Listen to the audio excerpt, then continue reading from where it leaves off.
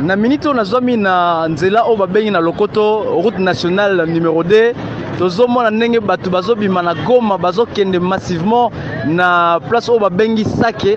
eza bongo cité ezwami na territoire ya Masisi à pratiquement 25 à 27 km de la ville. Tozomona bato baza ebele koleka makasi, bato bazokima volcan, bato bazobanga bazorépondre na appel ya gouverneur de province du Nord Kivu. Fiston toyokaki ke gouverneur ya Soda azwaki mitindo ya kokanga lac